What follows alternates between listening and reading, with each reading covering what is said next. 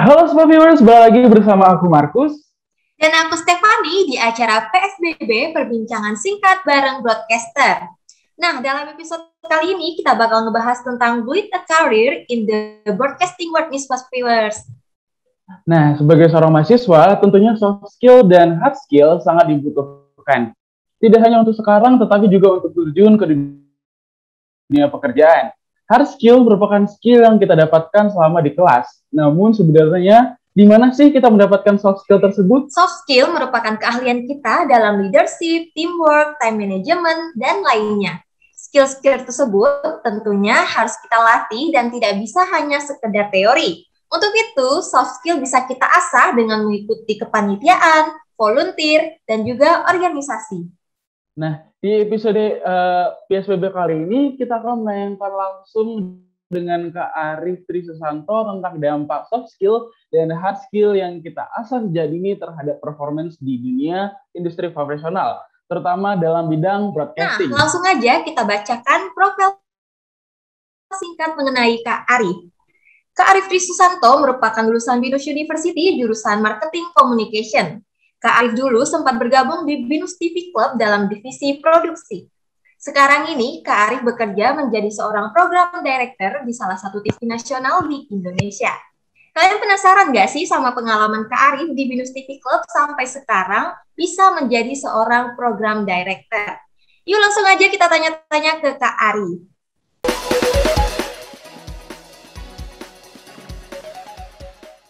Halo Kak Arif. Halo Kak.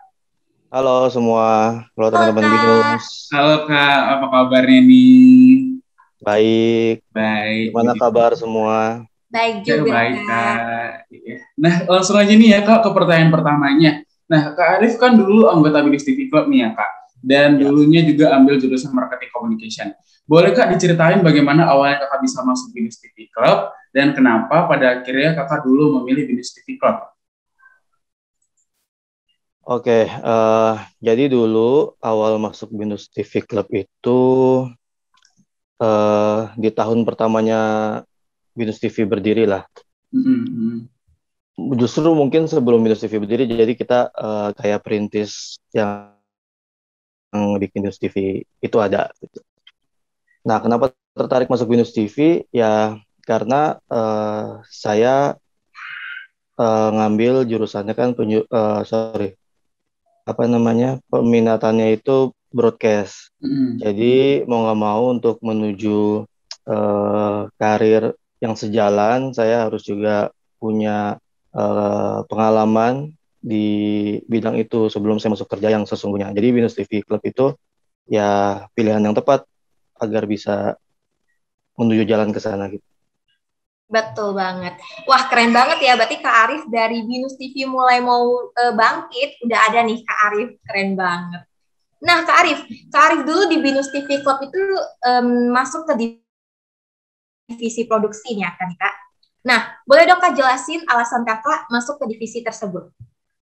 Sebenarnya dulu waktu awal-awal mungkin belum ada pembagian divisi yang jelas kali ya, maksudnya mungkin produksi atau teknik, semuanya dijalanin gitu. Misalnya dulu saya juga sempat jadi produser untuk salah satu program yang bekerja sama dengan TV lokal, itu lewat programnya dari Halo Kampus di BINUS TV, tapi juga sempat hands on ke teknikal juga, jadi nggak selamanya di divisi produksi kayak gitu. Oke, berarti kakak dulu masuk divisi produksi ya kak ya. Nah, apa saja nih aktivitas yang pernah kakak lakuin dan apa hal yang berkesan pada saat kakak di BINUS TV Club? Wah banyak sih kalau yang dilakukan ya, karena dulu kan ibaratnya kita masih merintis, harus banyak bikin program, harus banyak berkreasi, banyak kita dulu sampai bikin acara musik keluar, tapping di beberapa tempat lah ibaratnya, nggak hanya di area kampus saja. Kita juga banyak program-program yang bekerja sama dengan pihak luar gitu ya. Itu sangat sangat menyenangkan sih kayak gitu untuk bisa berkontribusi di produksi yang skalanya masih anak kampus sebenarnya. Hmm. Tapi kita untuk dituntut untuk bisa produksi secara benar gitu. Dari tahap-tahapan praproduksi, produksi sampai pasca produksi itu harus dijalankan dengan benar walaupun kita masih anak kampus. Ya itu yang membuat kita jadi belajar dan belajar terus. Gitu. Wah, keren banget. Ternyata dari dulu Binus TV udah bikin acara di mana-mana nih ya. Emang kita nggak salah pilih sih, Binus TV Club emang juara. Nah, Kak Arif, dari semua kegiatan yang udah kakak jelasin tadi, apa sih Kak benefit yang kakak dapetin dari Binus TV Club? Benefit ya, banyak banget sih. Yang pertama jelas itu keorganisasian ya. Kita belajar cara kita berorganisasi, bersosialisasi, berkomunikasi dengan orang lain gitu ya, atau dengan teman sepantaran, terus dengan orang-orang yang mungkin lebih berumur atau dengan orang-orang yang mempunyai jabatan, itu kita kan latihan di organisasi. Terus manfaatnya juga kita ikut Binus TV Club itu jelas terasa saat kita masuk dunia realnya, dunia broadcast yang sebenarnya. Karena apa? Karena dulu waktu saya masuk ke dunia TV itu, TV nasional, otomatis pasti teman-teman saya itu udah punya pengalaman di TV-TV yang lain gitu.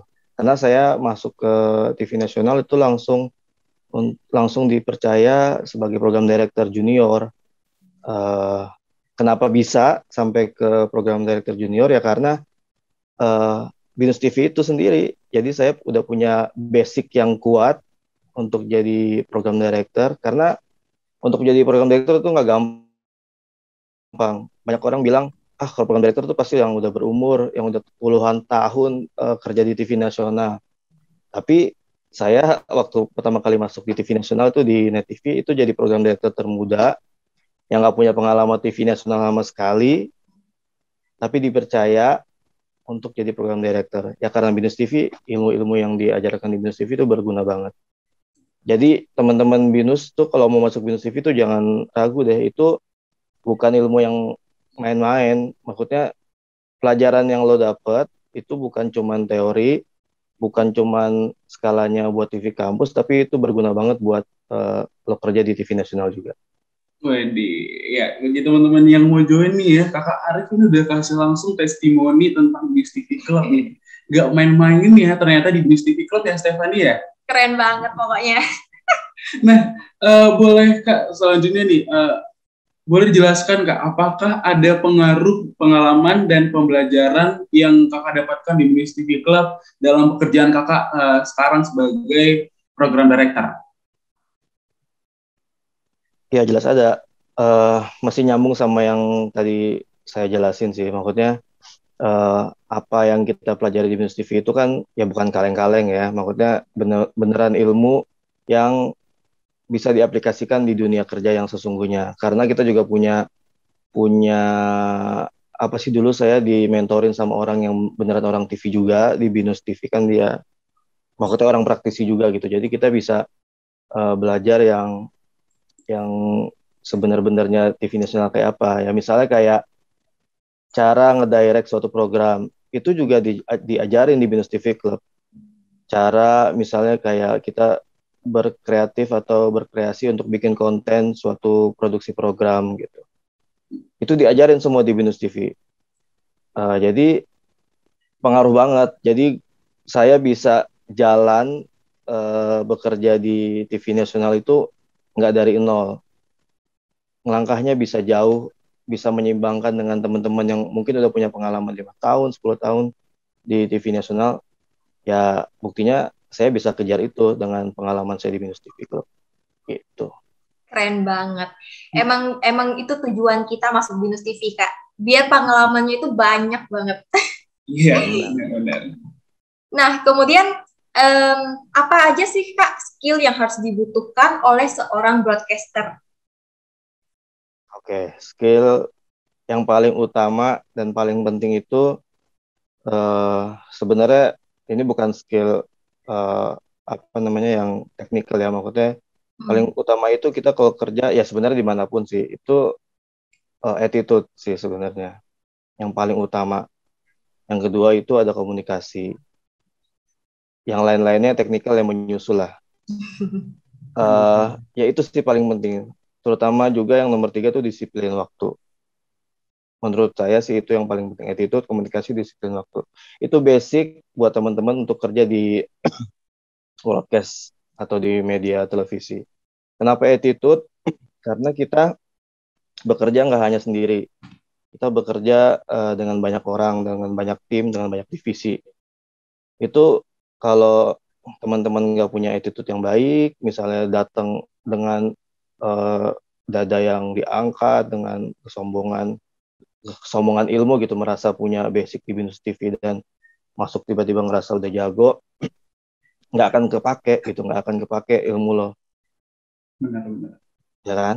Terus disambung lagi dengan komunikasi, udah bad attitude, terus komunikasinya nggak bagus, udah lo nggak akan bisa punya karir gitu. Dengan attitude yang baik, dengan komunikasi yang baik, dengan teman-teman seprofesi, dengan teman-teman rekan kerja, itu lo akan kerjanya akan nyaman.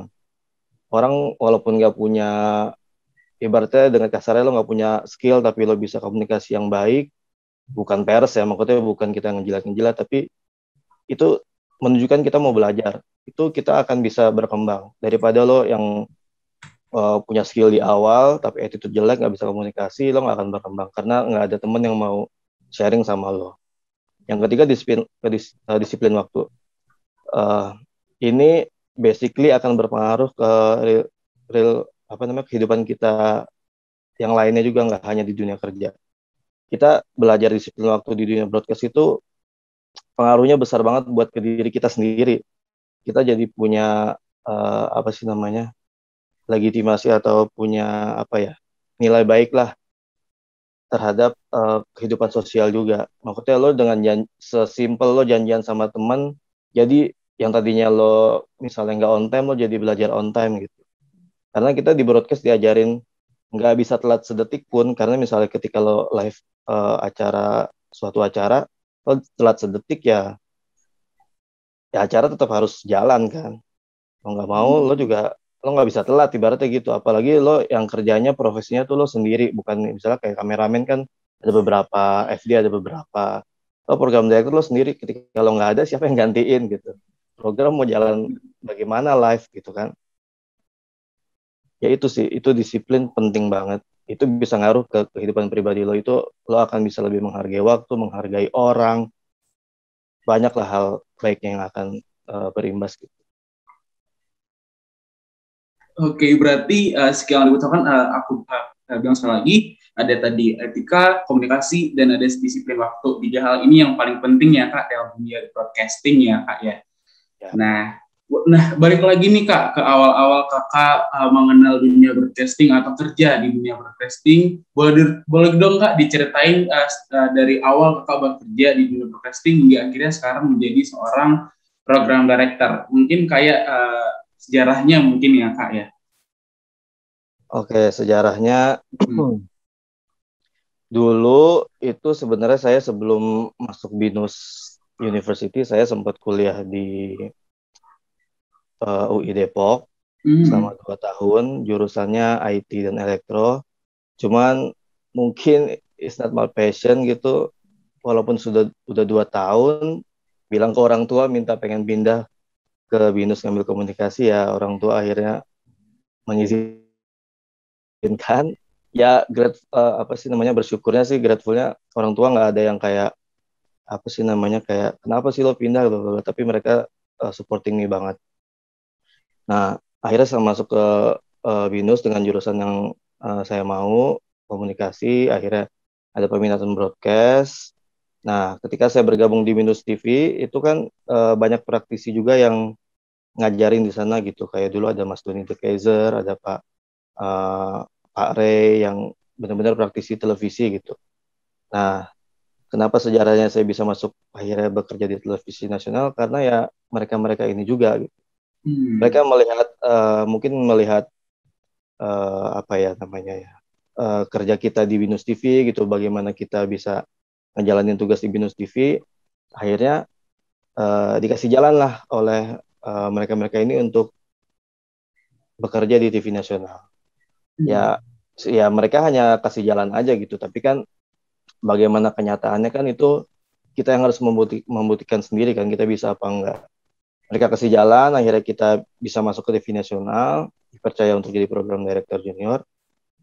Ya waktu awal sih orang pasti banyak yang sebelah mata, nih siapa datang tiba-tiba langsung jadi program director junior tanpa pengalaman TV nasional apapun gitu. Cuma dari TV kampus, masih muda banget gitu.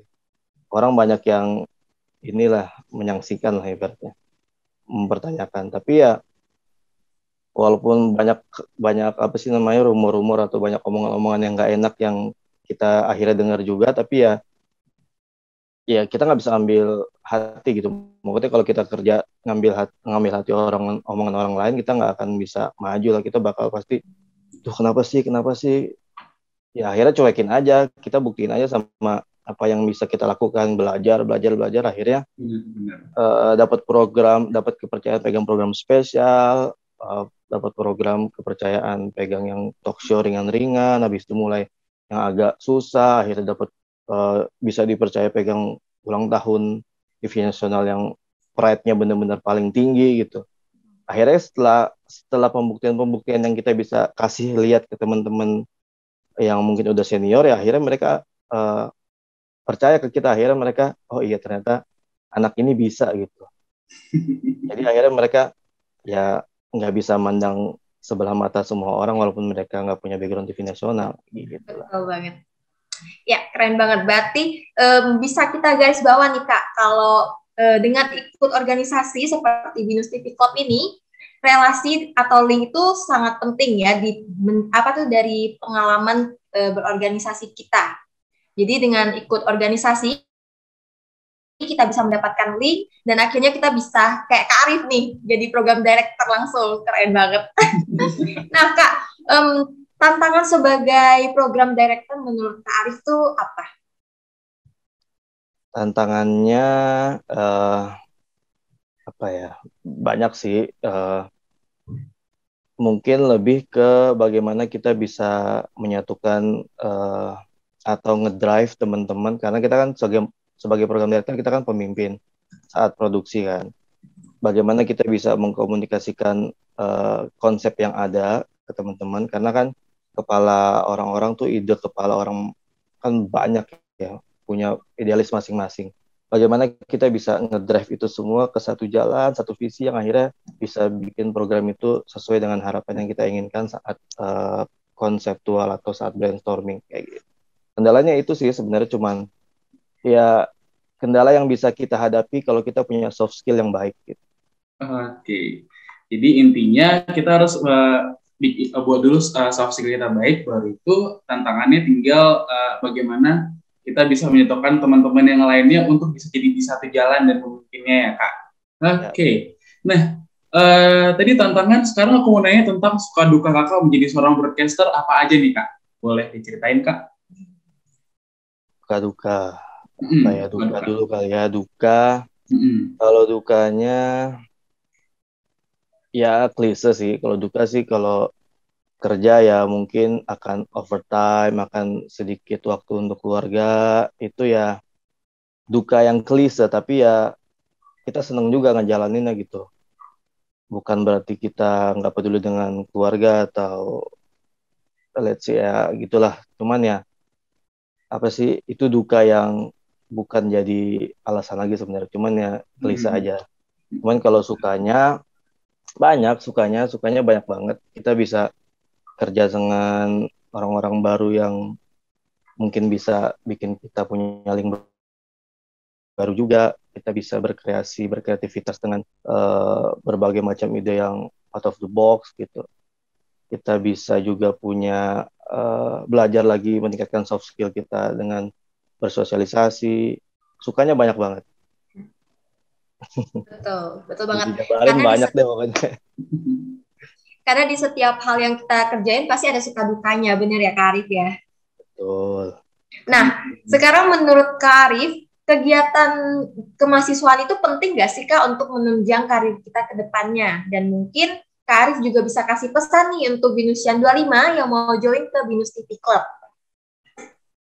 Ya, jadi kegiatan kemahasiswaan itu penting banget buat teman-teman mahasiswa yang mungkin baru masuk atau yang mungkin udah setengah jalan kuliahnya. Jadi semakin banyak kalian ikut kegiatan mahasiswa, kegiatan organisasi apapun itu akan membantu kalian dalam meningkatkan soft skill, meningkatkan teknik hard skill-nya juga bisa ditingkatkan di dalam organisasi. Penting banget karena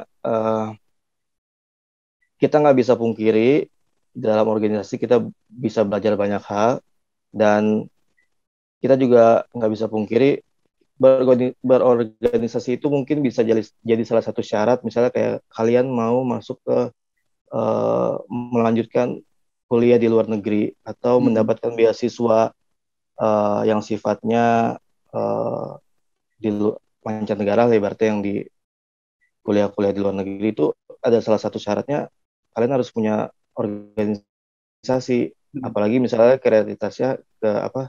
kriterianya tuh yang sosial gitu. Nah itu kalian jangan meremehkan kegiatan sosial karena sekarang udah di bidang apapun perusahaannya udah melihat itu gitu. Kalau kalian masuk dengan cuma belajar kuliah doang, penilaiannya akan minim. Tapi kalau kalian punya pengalaman yang lain selain kuliah doang, itu bakal nilai plus buat kalian di mata company atau universitas yang selanjutnya gitu. Oke, berarti jika kalian masuk organisasi bakal ada nilai plus nih. Nah, teman-teman, ini ada sedikit tips ya buat dari Kak Arif Trisanto bahwasannya ya tadi kalau misalnya kalian masuk organisasi bakalan ada nilai plus dimanapun kalian berada ya. Nah, menarik banget gak sih sharing-sharing dengan Kak Arif? Kita bisa jadi langsung belajar banyak banget nih, Sobat Viewers. Nah, setelah ini kita akan masuk ke segmen KKN, kepoin narasumber, so jangan kemana-mana, stay tune di PSBB, perbincangan singkat bareng broadcaster.